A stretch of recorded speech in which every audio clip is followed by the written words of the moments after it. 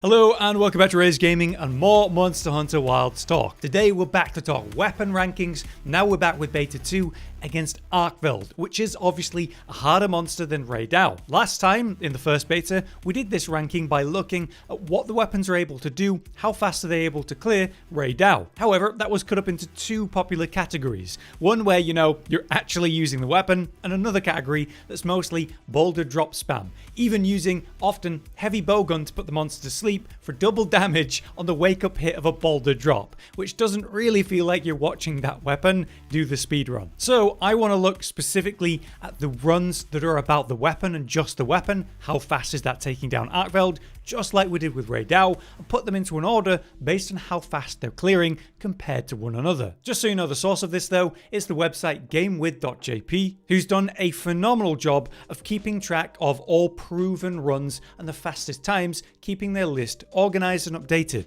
So I'd recommend you go check that list out if you're interested, because it's probably going to be even more updated than this list. People are clearing faster and faster every day. Let's kick this off then with 14th place, which is sadly Switch Axe. With a 16-minute 13-second clear, this is a massive gap for this weapon compared to the rest. Why is this? Well, largely I think it's due to the way the damage is all stacked into full release slash in the beta version of the weapon. And full release slash simply takes quite a while to perform, and also has that awkward hitbox, and also has no protection while you're doing it, so you can be interrupted, often forcing you to do the significantly faster but weaker version of it. So to say the least, the current version of Switch Axe in the beta just doesn't have damage that's reliable or relevant unless you're spamming full release slash, and full release slash is too slow against Arkveld and his moveset. But how would Switch Axe do if it wasn't held back by the awkward nature of full release slash? Well, it's probably interesting to know that if you did look at the speedruns allowing the boulder spam, Switch Axe actually gets to use its attacks without interruption. And there, it has a top clear right now of 7 minutes and 23 seconds, which is a massive leap forward, half the time of its proper run. So you can still have high hopes for Switch Axe at launch, especially with the balance update that's making those relevant changes. So Switch Axe should be a lot better at launch, but in the beta, clearly it's a bottom performer. Significantly faster than that, at 13th place then, is the light bowgun, with 10 minutes and 13 seconds for its clear. Range weapons being good makes sense against this monster, because obviously its weak points of the chains you can really abuse. Even by playing pretty far away, the chains with their long range end up close enough to you to deal good damage too. Light bowgun is also very evasive, and as Arkveld with his chain slam combos and his general movement, it really rewards being agile and evasive. I can see why light bowgun is performing so much better than Switch Axe. But it's 13th place. I think you should take that with a grain of salt, because that may change even right now as I'm talking about it. 12th place by comparison is Insect Glaive, with a 10-minute and 11-second clear time. That is 2 seconds faster than the light bowgun, so there's basically nothing in it. But what's interesting about this change is how Insect Glaive was significantly better against Raidao, at least in the rankings. Insect Glaive, obviously in this version, people have a lot of problems with it, with the awkward nature of charging while doing other stuff, or yes, of course, the lack of bounce, not that that's a meta way to play anyway. So Insect Glaive in its new version, whether you like it or dislike it, was strong in the old rankings. Against Raidao, it was 7th place out of all the weapons. Again, I think this comes down to the way that Arkveld doesn't really allow you to get longer combos off. Weapons that seem to perform better against Arkveld have hard counters, blocks, offset attacks, perfect evades, and things like that, allowing you to make use of those obvious chain slam timings and maximize DPS uptime by blocking or ignoring what it's doing and staying in the right place. As of now, Insect Glaive does not have any of that, but it will have at launch. As we've seen, they've given it an offset attack as part of one of its new moves in Wilds. Again, with Insect Glaive, I would expect this time and performance in general to improve. Above that, in 11th place, which is where it was in the last list against Raidao, is Sword and Shield, with 10 minutes and 9 seconds for its clear. Again, 2-second difference between 11 and 12, and then 12 and 13. So there's basically nothing in it between these three, and that's important to keep in mind. Sword and Shield is performing well, its new charge chop hitting really hard, the new moveset is really nice, but in the community update we know that it's going to become a lot more smooth. You're going to be able to flow into different combos, and in general move around the target a lot smoother, as Sword and Shield should. That will likely help with fights such as this to slightly adjust into the better spot or move around an attack and stay in that high uptime optimal DPS. Obviously things like Perfect Rush and other movesets are going to get some sort of damage bump to be more in line with the charge chop combo, which really overtook everything. So I do think Sword and Shield is going to change drastically in the way you play it, in the optimal rotation, and so how it performs at launch should be quite different. Next up though, one of my main weapons,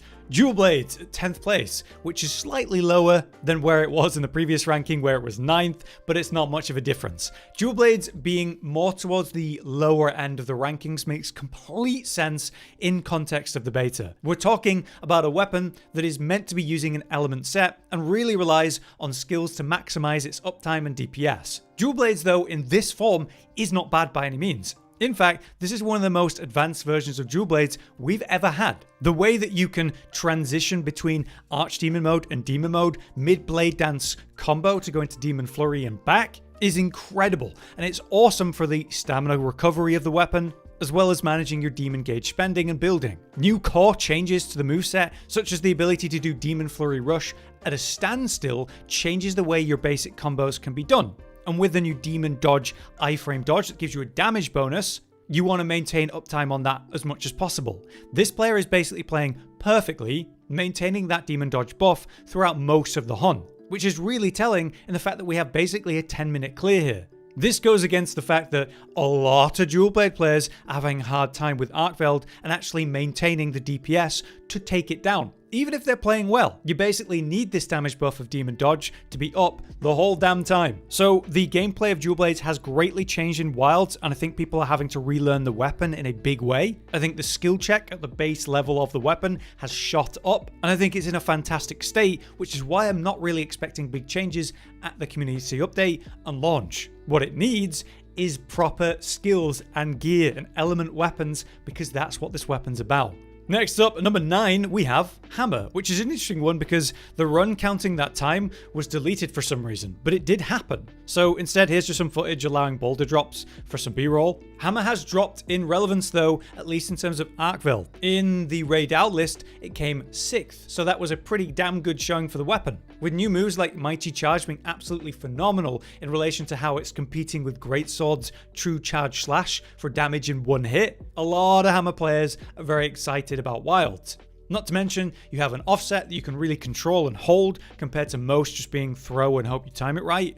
It's very forgiving. The new way they've got the spinning bludgeon to allow you to finish a combo, go into spinning, prep the upswing to prep the offset. You've got great agility while charging and that little grapple move. It's classic Hammer with lots of utility and benefits. But as of right now, against Arkveld in particular, it isn't doing insane with a 9-minute and 44-second clear. That's still very good, but the next clear, number 8, was by Lance at 9 minutes, 44 seconds faster. This is a big shock because Lance being like up there, that was definitely not the case in the first list. The first list against Raid Owl, Lance was literally 14th place. I think there's two sides to why it's so much better here. Firstly, it's Arkveld, not Raid Owl. Raid Owl has a lot of electric ranged hits, which leave you kind of far away from the monster and doesn't allow you to just stand and take it and actually reply in a relevant way. Whereas Lance against Arkveld, you know, a lot of those chain slams, even when done from far away, they land on you,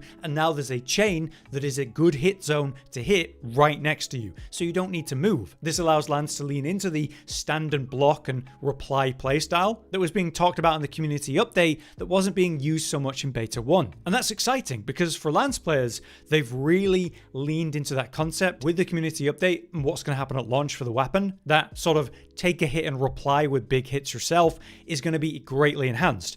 In fact, there's going to be perks to taking bigger hits, like the bigger, more super moves, and getting a stronger reply because of that. So Lance just against Arkveld seems like it's just a really nice weapon to use. And so if you're struggling with Arkveld in the last bit of beta, maybe pick up the Lance.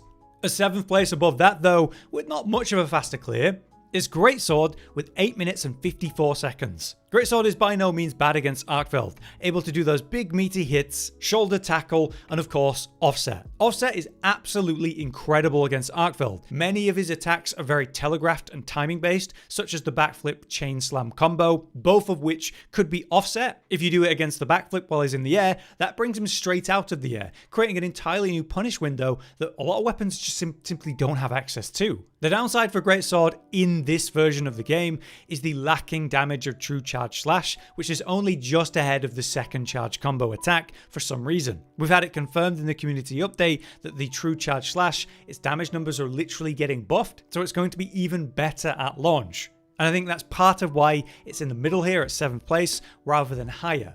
Above it, to my surprise then, at 6th place, is Hunting Horn with an 8-minute and 10-second clear, noticeably faster. Now what's really cool about this fact is a couple things. Firstly, the gameplay and the way it's used in this footage. The echo bubble kind of reverberating your songs is a really useful thing. But it's also the fact that it has such KO potential with that blunt damage at the head where you're smacking Arkveld around. You get nicely set up with an echo bubble and manage some sort of stagger or knockdown. Now you can set up multiple and reverb the songs, the melodies that you're playing at the head for really strong output. Very clearly, this is great. You even have that ability to store the offset melody, to throw that out on demand when you need to. Just like Hammer, you're able to hold it for an extended period of time, which makes it even easier to land and pull out based on what the monster's doing. It's just very exciting to see more optimal gameplay also have such great output in the context of the flagship fight, a harder quest like this. And you shouldn't forget that what they've told us in that community update for launch, Hunting Horn is going to get even stronger if it is your main weapon. They've made it so the melodies that give you the buffs, they're going to be even more potent for you while you're holding the weapon to kind of counterbalance the fact that having a secondary Hunting Horn play melodies swapped to your main weapon was so strong in their launch version in their own internal testing. So Hunting Horn and the melody buffs it's got only going to be stronger at launch. So you should be very excited as a Hunting Horn player. Moving forward though, at 5th place we have a Charge Blade, which is only slightly ahead of Hunting Horn, with a 7-minute and 57-second clear. So why is it 5th place compared to the fact that it was literally 2nd place against Raidao before? Well, again, I think it comes down to the fact that we're talking about Arkveld that has generally tighter timings and maybe worse punish windows, or small punish windows, perhaps is fairer to say. With the power axe mode that you get active, you want to chainsaw into the target and do those long combos back to back for optimal DPS. Against Arkveld, there aren't nearly as many opportunities to do something like that without basically being punished. Actually hold the swing against the target to maximize the DPS. This time to do it, I guess, isn't nearly so rewarded in the Arkveld fight compared to the Raidao fight. That's not to say that it's weak by any means. We're talking about 5th place with an under 8-minute clear. That's still phenomenal. It's just interesting that it does not as well against Arkveld compared to Raidao. There are things I'd like to see change for Charge Blade in regards to, the new overcharged vials and the rewards that you get from that, as well as things like super amped element discharge, not really competing with the power axe mode with the changes in play right now. So we'll see what they do at launch, but for now, Charge Blade is still very strong.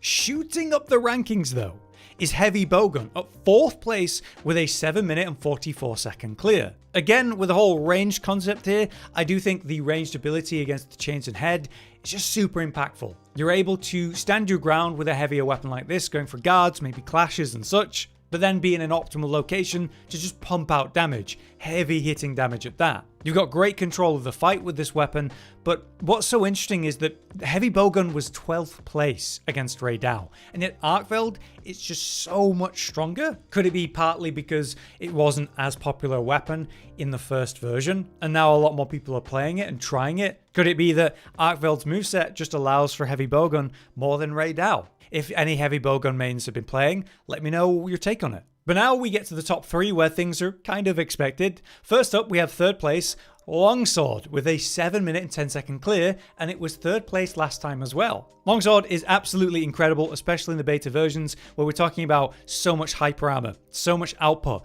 the ranged nature of that full release post Helmbreaker, all of the ability to counter and parry every damn attack. Offsets are awesome in this fight, but counters, yeah, if they're rewarding, they're even better. So it's no shock or surprise at all that Longsword's doing phenomenal in this fight and in general, and I'm still expecting that to be the case at launch. But what's more interesting is the insane clear time of the Gunlance, 2nd place with a 6-minute and 16-second clear. It was 4th place with Raidao, so it was already performing absolutely incredibly in Wilds and in this beta version.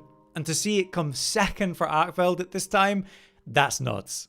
In the Arkveld fight in particular, having a shield to guard against some of the nasty attacks is certainly a godsend. But as the comments on the speedrun talk about, it's the ability to move while shelling. Shelling as a movement tool gives you a little bit of that readjustment mid-fight to be in the right spot to unleash hell against the target, for maximum DPS. But there's just no denying that Gunlance in Wilds, at least this beta version, the output was really high for a weapon at its base version, without skills and such to really enhance it further. That's why I'm very interested to see how things change at launch with weapons that are desperately asking for element and skills like Dual Blade, and yet Gunlance is doing this well without any of that. It must be nuts when you actually have what you need. But as before, without much surprise to it, first place goes to bow once again with this 5-minute and 28-second clear time. First place previously went to bow, with again a noticeable difference between it and second place. So it's nearly a minute faster than Gunlance, which has an insane showing already. We all know it, bow is ridiculous in this beta version, and is one of the few weapons that seems to be getting some kind of nerfs in the update at launch. For example, we know the focus mode damage, that's going to be slower and less reliable. In the beta, you can auto-lock and aim and fire a bunch of arrows for massive damage in half a second, and then send a dragon piercer in after, which is awesome. We know that change is coming, where it's going to take a little bit longer to hone in on each individual wound or target, but also they've lowered the output of the tracer arrow, which appears to be a massive source of reliable, very smooth, very easy DPS at the right point for the weapon. In counterbalance to that, they've buffed things like the normal shot arrows and so on, trying to emphasize that they don't want to bring bow down, they want to bring the rest of the weapons up to it, but at the same time, they definitely have made slight adjustments to bring it down in different ways. So I'm not expecting bow to be quite this ridiculous at launch, but I'm still expecting it to be a top weapon, maybe still number one. Time will tell. But yeah, that is my overview of the current times that we're aware of, the fastest runs at the time of making this video. Again, be aware that things will change even in a day, but I think that's going to be a reasonable look at the weapons and how they're doing in the beta version. Take it all with a grain of salt. Obviously, we don't have proper weapons, skills, and all that stuff that's going to make a major change to how the weapons perform. And of course, at launch, big weapon changes are coming, as we've discussed throughout this video. So hopefully, the bottom performers are going to jump up and the top performers are going to stay good. And we'll be finding all of that out in a matter of weeks. For now then, I've been Hollow, you've been you, thanks for watching, we'll see you next time.